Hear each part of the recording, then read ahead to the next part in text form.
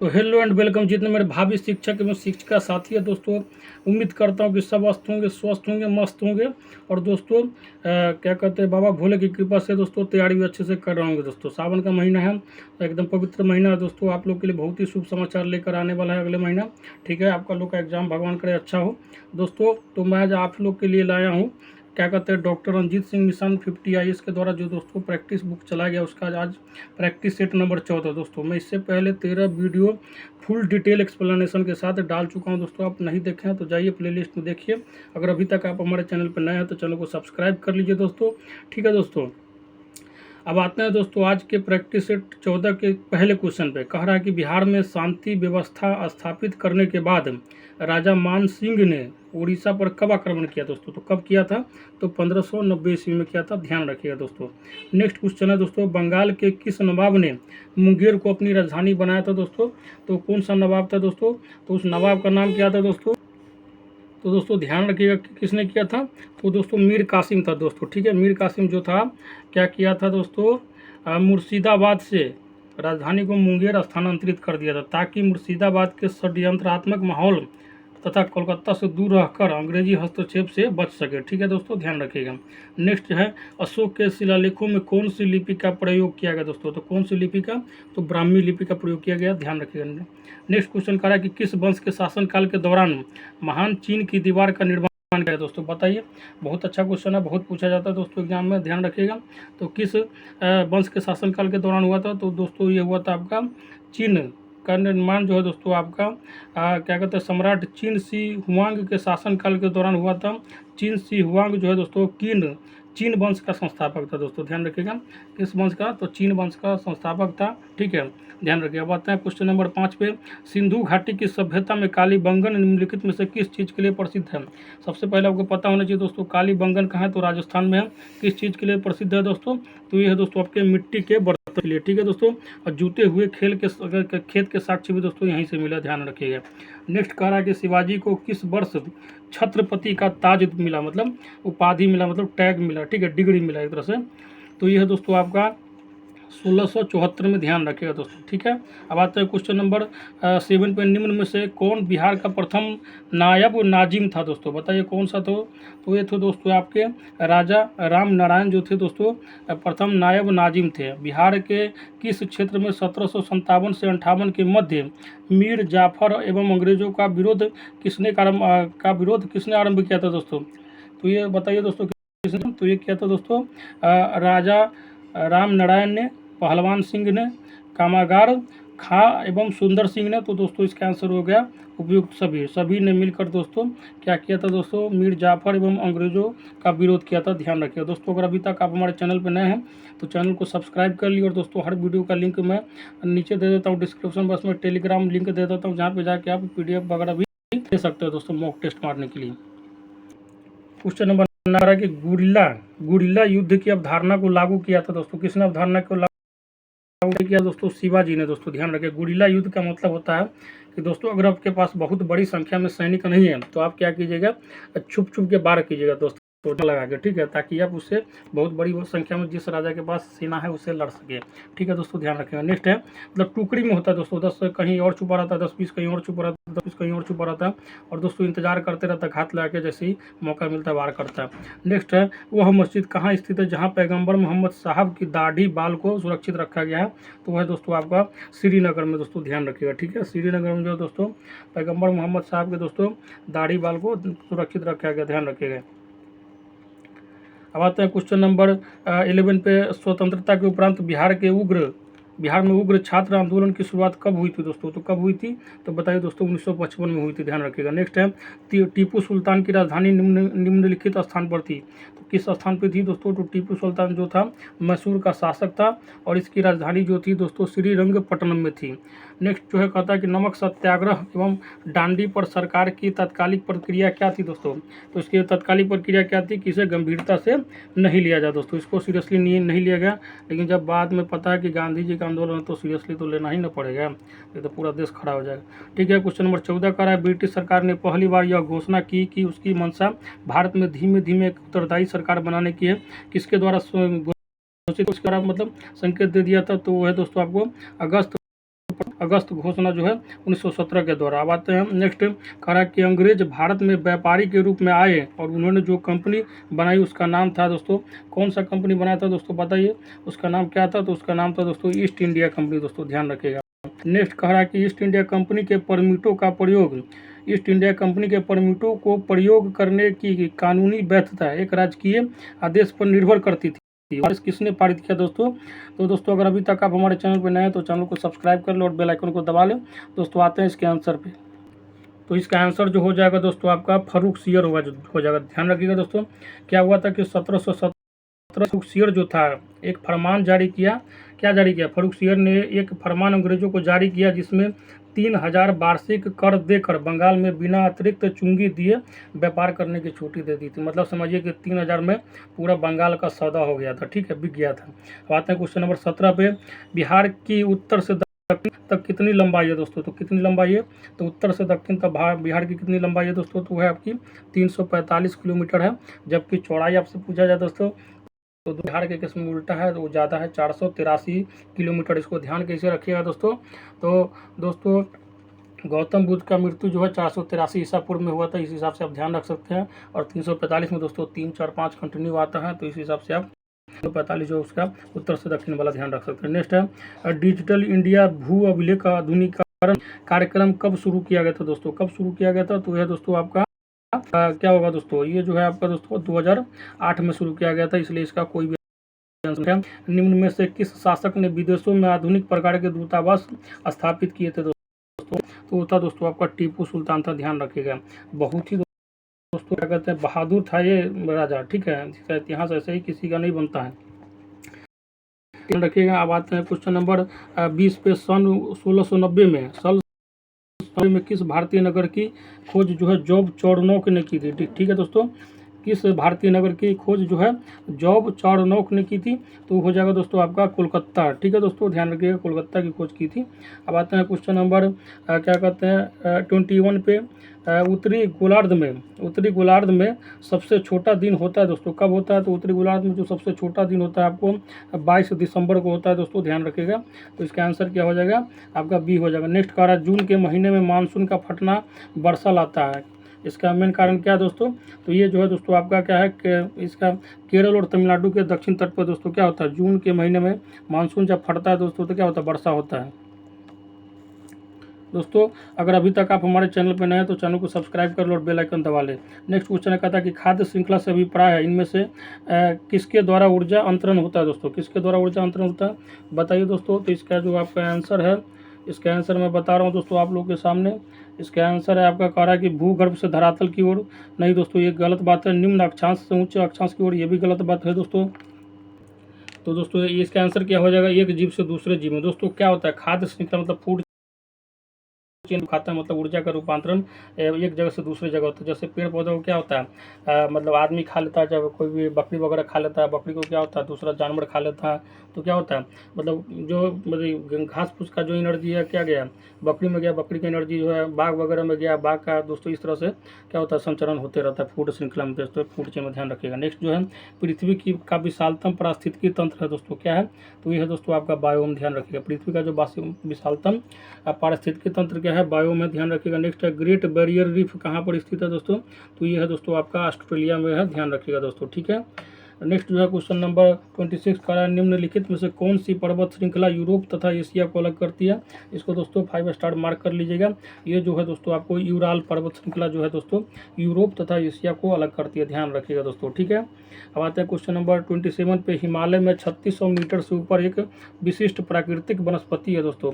तो दोस्तों ये है आपका अल्पाइन घास स्थल जो है दोस्तों, वहाँ पे 3600 मीटर से ऊपर एक विशिष्ट प्राकृतिक स्थल है, ध्यान रखिएगा। नेक्स्ट है निम्नलिखित में से कौन से दो शहर उत्तर दक्षिण कॉरिडोर से जुड़े हुए हैं दोस्तों? बताइए कौन से दो जो शहर जो है दोस्तों दक्षिण कॉरिडोर से जुड़े हुए हैं? तो इसका आंसर हो जाएगा दोस्तों आपका श्रीनगर और कन्याकुमारी। नेक्स्ट जो है तो कहता है कि भारत में निम्नलिखित में से किस स्थान पर सबसे पहला जल विद्युत शक्ति संयंत्र लगाया दोस्तों, तो क्या होगा दोस्तों, ये होगा आपका शिव समुद्रम। दोस्तों कहाँ पे, कर्नाटक में दोस्तों। कब लगाया गया था, तो 1902 में ही स्थापित किया गया था, ध्यान रखिएगा। भारत में कावेरी नदी पर स्थित है दोस्तों, ठीक है। नेक्स्ट कह रहा है, भारत में ऊर्जा उत्पादन के लिए निम्नलिखित में से कौन सा प्रमुख कच्चा पदार्थ है दोस्तों, तो कौन सा है, ये आपका कोयला है दोस्तों, ध्यान रखिएगा। नेक्स्ट है, भारत निम्न में से किस देश में चाबहार बंदरगाह बना रहा है दोस्तों, बहुत ही अच्छा क्वेश्चन है, इसको स्टार मार्क कर लीजिएगा, छपने का गारंटी है। तो ये होगा दोस्तों आपका ईरान। ईरान में दोस्तों क्या कर रहा है, जो भारत जो है दोस्तों चाबहार बंदरगाह बना रहा है। नेक्स्ट है, निम्नलिखित विकल्पों में से भारत का सबसे व्यस्त अंतर्राष्ट्रीय बंदरगाह कौन सा है दोस्तों, तो कौन सा होगा दोस्तों, तो ये है आपका मुंबई, ठीक है। मुंबई में रीजन दोस्तों, माया नगरी मुंबई जो है दोस्तों, स्वाभाविक है दोस्तों, सबसे अंतर्राष्ट्रीय क्या होगा, व्यस्त बंदरगाह होगा दोस्तों। अगर अभी तक आप हमारे चैनल पर नए हैं तो चैनल को सब्सक्राइब कर लो और बेल आइकन को दबा लें। क्वेश्चन नंबर कह रहा है 33 दोस्तों, निम्नलिखित में से किसका प्रयोग करके उसमें विद्युत पैदा की जाती है, तो किसका प्रयोग करके, तो ये दोस्तों कोयला, प्राकृतिक गैस और पेट्रोलियम का। नेक्स्ट है, कोबाडा न्यूक्लियर पार्क परियोजना को किस राज्य में स्थापित करने का प्रस्ताव है, तो ये जो है दोस्तों आपका आंध्र प्रदेश में दोस्तों, ध्यान रखिएगा, ठीक है। 6000 मेगावाट का जो है दोस्तों ये रहेगा, ठीक है। 50% जो है आंध्र प्रदेश को आवंटित करना पड़ेगा, 50% दोस्तों सरकार, केंद्र सरकार लगाएगी। 2024 तक दोस्तों स्टार्ट हो जाएगा। नेक्स्ट है, निम्नलिखित में से कौन बायोस्फीयर रिजर्व या सुरक्षित जैव मंडल नहीं है दोस्तों, ध्यान, इसका आंसर क्या हो जाएगा दोस्तों, काजीरंगा जो है दोस्तों सुरक्षित जैव मंडल नहीं है, ध्यान रखिएगा। नेक्स्ट है, कह रहा है कि FDI का पूरा नाम क्या है दोस्तों, बहुत लोग FDI आजकल करवा रहे हैं दोस्तों, तो FDI का पूरा नाम क्या है दोस्तों, तो ये होता है विदेशी प्रत्यक्ष निवेश, ठीक है। विदेशी प्रत्यक्ष निवेश जो होता है दोस्तों, इसका निवेश है जो, इसका फुल फॉर्म दोस्तों ध्यान रखिएगा, फॉरेन डायरेक्ट इन्वेस्टमेंट बोला जाता है इसको। नेक्स्ट है, उपभोक्ता उस बिंदु पर अधिकतम संतुष्ट जहाँ पर दोस्तों क्या होता है, जहाँ पर उसको सीमांत उपयोगिता जो है मूल्य के बराबर, ध्यान रखिएगा। नेक्स्ट कह रहा है, निम्न में से कौन सा समूह संघ कर से संबंधित है दोस्तों, तो ये हो जाएगा आपका उत्पादन शुल्क, सीमा शुल्क और आयकर जो है दोस्तों।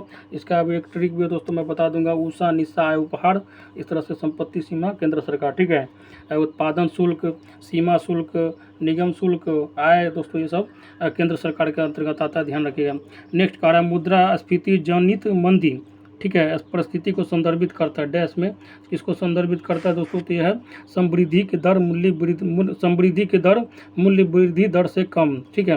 मुद्रास्फीति जनित मंदी जो है समृद्धि की दर मूल्य वृद्धि दर से कम परिस्थिति को संदर्भित करता है, ध्यान रखिएगा। नेक्स्ट है, सरकारी बंध पत्र को बेचने की प्रक्रिया बजट के अंतर्गत आती है दोस्तों, किस बजट के अंतर्गत आती है दोस्तों, तो ये जो आती है दोस्तों, दिया गया राजस्व प्राप्तियाँ, चालू व्यय, पूंजी लागत और पूंजी प्राप्तियाँ, तो दोस्तों इसका आंसर क्या हो जाएगा, पूंजी प्राप्तियां, ठीक है। क्वेश्चन क्या था, सरकारी बंध पत्र को बेचने की प्रक्रिया बताती है, तो दोस्तों आपका पूंजी प्राप्तियां के अंतर्गत आती है। नेक्स्ट है, भारत में किस प्रकार का आपातकाल अभी तक लागू नहीं किया गया दोस्तों, तो भारत में जो दोस्तों आपको वित्तीय आपातकाल मतलब पैसा संबंधित कोई भी इमरजेंसी अभी तक नहीं लगा, ध्यान रखिएगा। नेक्स्ट जो है क्वेश्चन नंबर 42 कह रहा है दोस्तों, 42 नंबर क्वेश्चन क्या कह रहा है दोस्तों, कि आपातकाल की किन स्थितियों में ऐसे कानून या कार्यकारी आदेश पारित किए जा सकते हैं जो अनुच्छेद 19 के विरुद्ध हो दोस्तों, तो दोस्तों यह है युद्ध या बाह्य आक्रमण के समय दोस्तों ऐसा कानून पारित किया जा सकता है जो अनुच्छेद आर्टिकल 19 से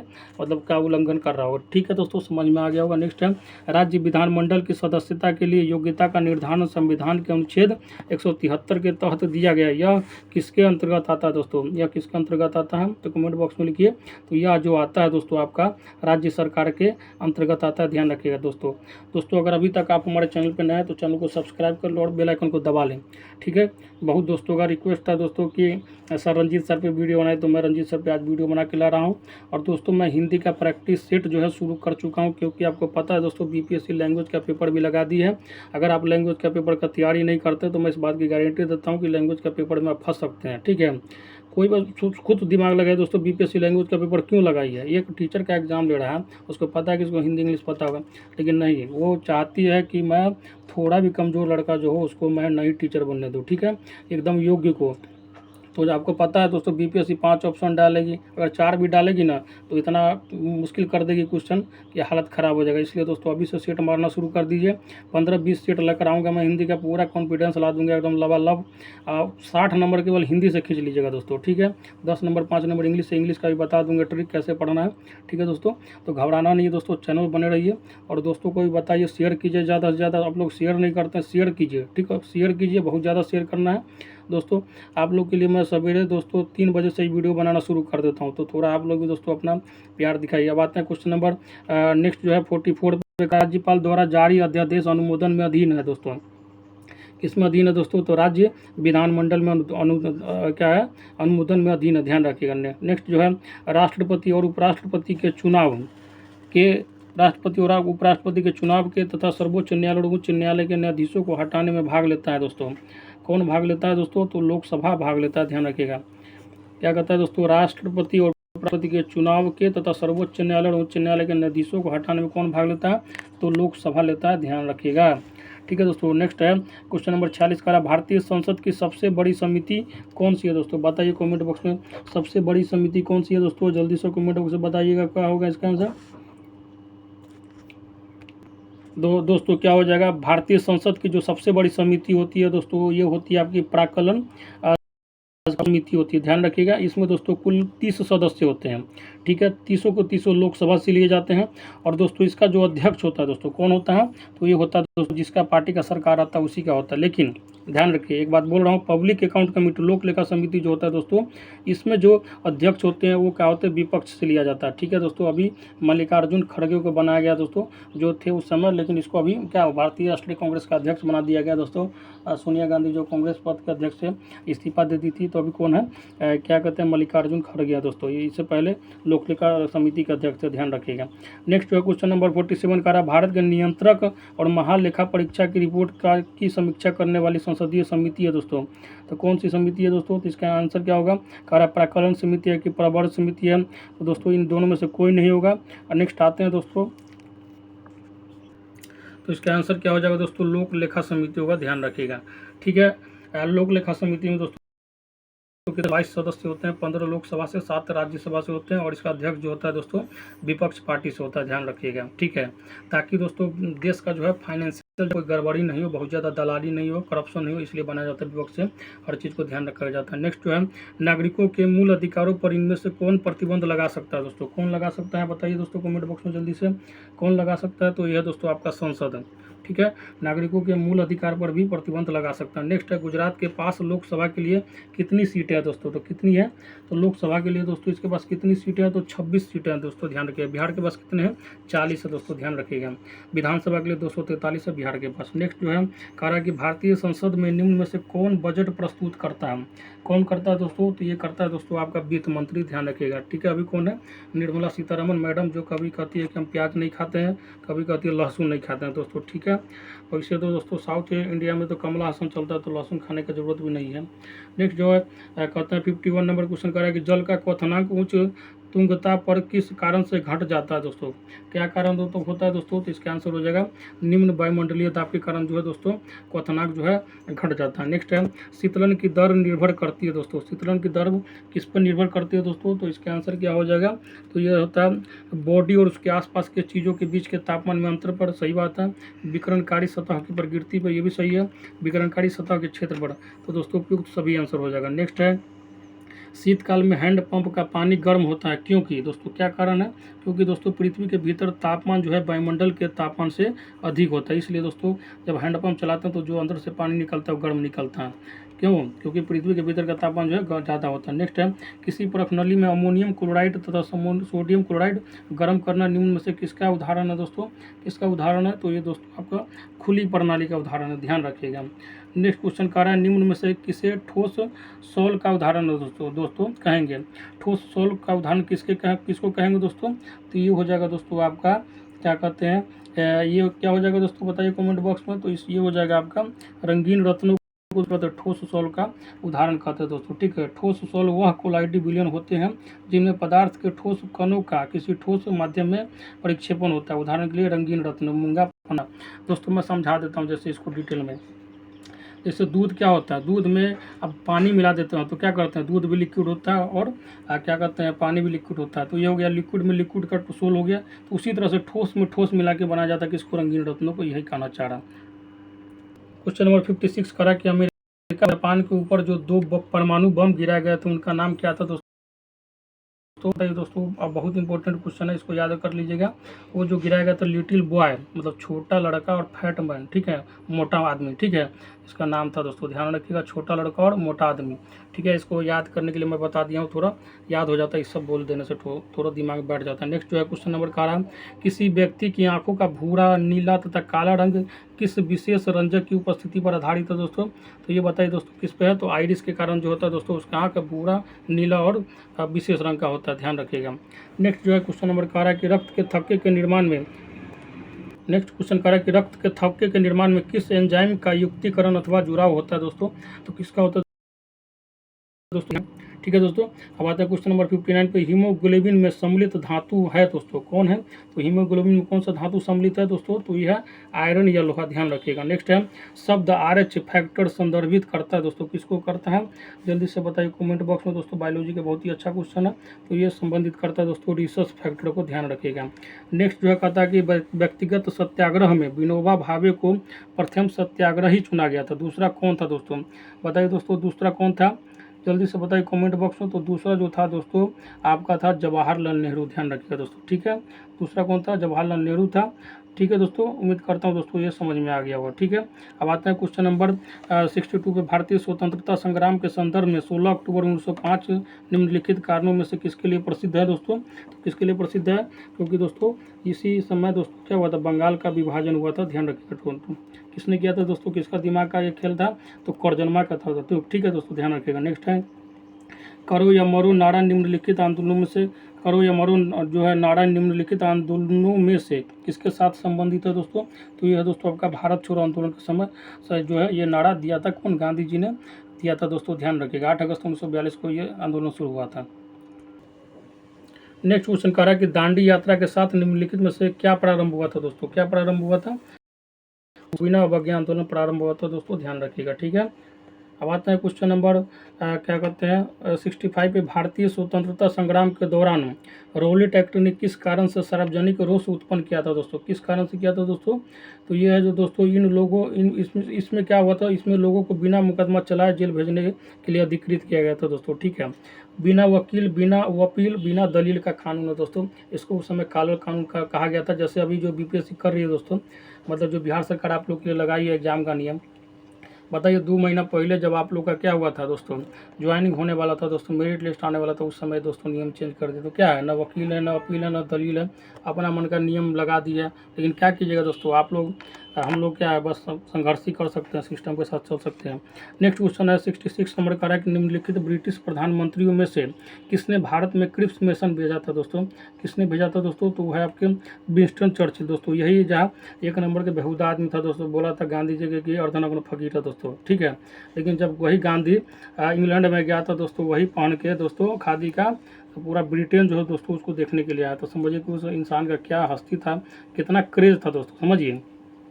जो आदमी दोस्तों मतलब समझिए कि उस समय ब्रिटेन में लॉ की तैयारी किया हो, वो आदमी दोस्तों इतनी अमीरी में जीने के बावजूद भी छोटा एक कपड़ा पहन के ज़िंदगी भर रहा दोस्तों। समझिए कितना अच्छा संदेश दिया लोगों को, ये समझ सकते हैं मतलब शादी का जीवन किस लिए धारण की। तो नेक्स्ट जो है इसलिए लोग उसको प्रेरणा भी मानते हैं। नेक्स्ट है साइमन कमीशन की संस्तुतियों के संदर्भ में निम्नलिखित में से कौन सा एक कथन सही है दोस्तों। तो कौन सा कथन सही है, इसने प्रांतों में द्वैत शासन द्वारा प्रतिस्थापित करने की संस्तुति की थी, ध्यान रखेगा।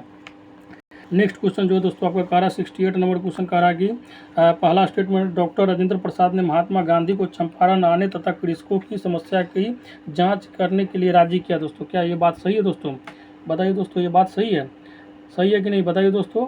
तो ये बात नहीं सही दोस्तों, किसने बुलाया था, तो राजकुमार शुक्ल ने बुलाया था। नेक्स्ट टाइम चंपारण जांच में आचार्य JB कृपलानी महात्मा गांधी के निकट सहयोगी में से एक थे दोस्तों। तो क्या होगा, ये जो दोस्तों आपका सही आंसर है, ठीक है। तो ये जो है दोस्तों सत्याग्रह में JB कृपलानी जो दोस्तों भारतीय राष्ट्रीय कांग्रेस के भी अध्यक्ष रहे थे दोस्तों, ये जो है महात्मा गांधी के निकट रहे थे दोस्तों, ध्यान रखिएगा।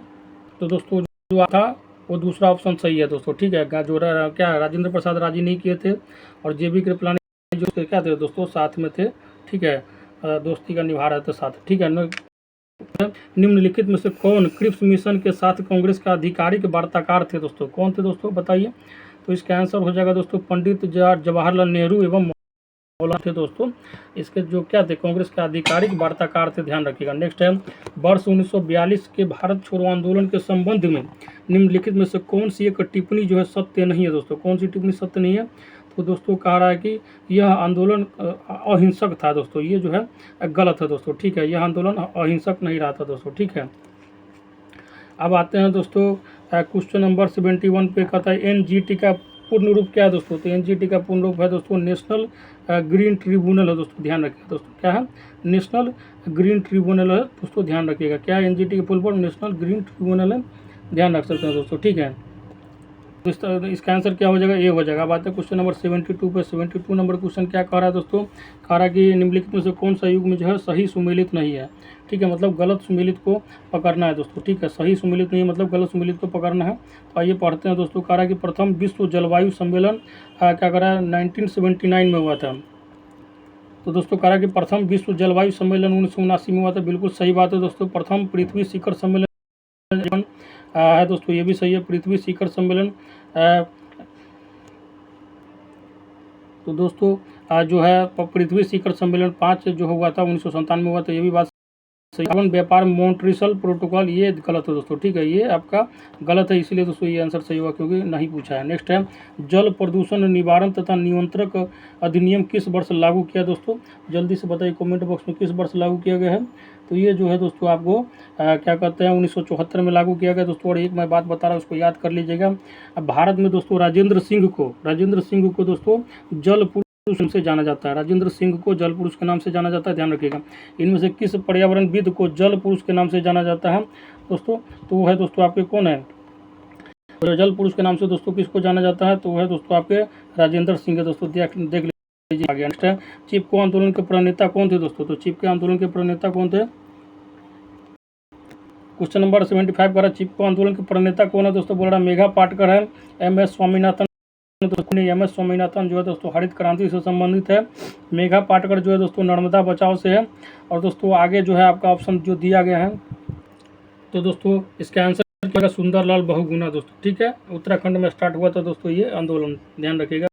26 मार्च 1974 को। अब आते हैं क्वेश्चन नंबर 76 पे, भारत में केंद्रीय गंगा प्राधिकरण की स्थापना कब की गई थी दोस्तों, तो कब की गई थी 1985 में की गई थी दोस्तों, ध्यान रखिएगा। नेक्स्ट है, कौन जलवायु परिवर्तन का संकेतक नहीं है दोस्तों, तो कौन जलवायु परिवर्तन का संकेतक नहीं दोस्तों, जल्दी से कमेंट बॉक्स में बताइए। तो दीर्घकालीन जो परिवर्तन जो है दोस्तों जलवायु परिवर्तन का संकेतक नहीं है, ठीक है। नेक्स्ट कह रहा है कि पर्यावरण सुरक्षा अधिनियम EPA को अन्य किस नाम से जाना जाता है दोस्तों, बताइए दोस्तों। पर्यावरण सुरक्षा अधिनियम EPA को अन्य किस नाम से जाना जाता है, तो ये जाना जाता है दोस्तों आपको छाता विधान के नाम से जाना जाता है दोस्तों, ध्यान रखिएगा। जून 1972 में स्टॉकहोम संयुक्त राष्ट्र मानव पर्यावरण सम्मेलन द्वारा जारी घोषणा को ध्यान में रखते हुए भारत सरकार ने 1986 में पर्यावरण संरक्षण अधिनियम EPA बनाया। पर्यावरण सुरक्षा अधिनियम को दोस्तों छाता विधान के नाम से भी जाना जाता है। नेक्स्ट है, भारत का सर्वप्रथम राष्ट्रीय उद्यान निम्नलिखित में से कौन सा है दोस्तों, तो यह है आपका दोस्तों कौन होगा, जिम कॉर्बेट राष्ट्रीय उद्यान उत्तराखंड में दोस्तों कब बना था दोस्तों, तो इसको आप कमेंट बॉक्स में लिखिएगा। इसका पुराना नाम है दोस्तों हेली नेशनल पार्क। नेक्स्ट है, निम्नलिखित में से कौन सा नेशनल वोटर्स डे है दोस्तों, बताइए जल्दी से, तो यह दोस्तों आपका 25 जनवरी। नेक्स्ट है, निम्नलिखित में से कौन सा तत्व प्रदूषण नहीं फैलाता है दोस्तों, तो आपको तांबा जो है दोस्तों प्रदूषण नहीं फैलाता, इसलिए दोस्तों तांबा के बर्तन का भी यूज करते हैं। कैडमियम से दोस्तों आपको इटाई बीमारी होता है, ध्यान रखिएगा। आर्सेनिक दोस्तों आपका पूरा आंतरिक वगैरह खराब कर देगा। अब जो है पानी वगैरह में आर्सेनिक बहुत ज़्यादा पाया जाता है, सबसे ज़्यादा दोस्तों पश्चिम बंगाल के पानी में पाया जाता है। नेक्स्ट टाइम, मैदानों में पर्यावरण संतुलन को बनाए रखने के लिए न्यूनतम जंगली क्षेत्र चाहिए, कितना जंगली क्षेत्र चाहिए दोस्तों, तो कम से कम 25% जंगली क्षेत्र चाहिए। नेक्स्ट है, वन अनुसंधान संस्थान स्थित है दोस्तों, कहाँ पे स्थित है, तो देहरादून में स्थित है। देवभूमि देहरादून में स्थित है दोस्तों, ध्यान रखिए। गिर के शेरों को रखे जाने हेतु किस राष्ट्रीय पार्क अभ्यारण्य का चयन किया गया दोस्तों, तो कौन सा है दोस्तों, तो यह आपका पालकुड़ कुनो दोस्तों, ध्यान रखिए दोस्तों। पालकुड़ कुनो में दोस्तों रखा गया दोस्तों। नेक्स्ट है 85 नंबर क्वेश्चन, निम्नलिखित में से कौन सा लालसर पक्षी के संबंध में संबद्ध पक्षी विहार है, तो दोस्तों इसका आंसर होगा बक्सर पक्षी विहार। क्वेश्चन नंबर का 86 हरित सूचकांक ग्रीन इंडेक्स किसके द्वारा विकसित किया गया था दोस्तों? किसके द्वारा किया गया था? तो संयुक्त राष्ट्र पर्यावरण कार्यक्रम यूएनईपी के द्वारा। नेक्स्ट है एक सींग वाला गैंडा किसके लिए फेमस है दोस्तों? बताइए दोस्तों जल्दी से कमेंट बॉक्स में। तो ये है दोस्तों आपका पश्चिम बंगाल एवं असम में दोस्तों, ठीक है, काजीरंगा में दोस्तों। नेक्स्ट है संयुक्त राष्ट्र द्वारा वर्ष 2008 को अंतर्राष्ट्रीय वर्ष घोषित किया गया दोस्तों, खूब स्वच्छता का घोषित किया गया। नेक्स्ट है भोपाल गैस त्रासदी के दौरान जो गैस निकली थी वह कौन थी दोस्तों? तो वो था आपका मिथाइल आइसोसाइनाइड था दोस्तों, ध्यान रख सकते हैं। नेक्स्ट है ओजोन छिद्र का निर्माण सर्वाधिक है दोस्तों कहाँ पे? तो अंटार्कटिका के ऊपर है दोस्तों, ध्यान रखिएगा। तो उम्मीद करता हूँ दोस्तों यह सेशन आपके लिए बहुत ही उपयोगी रहा है दोस्तों। और इसी तरह का और विशेष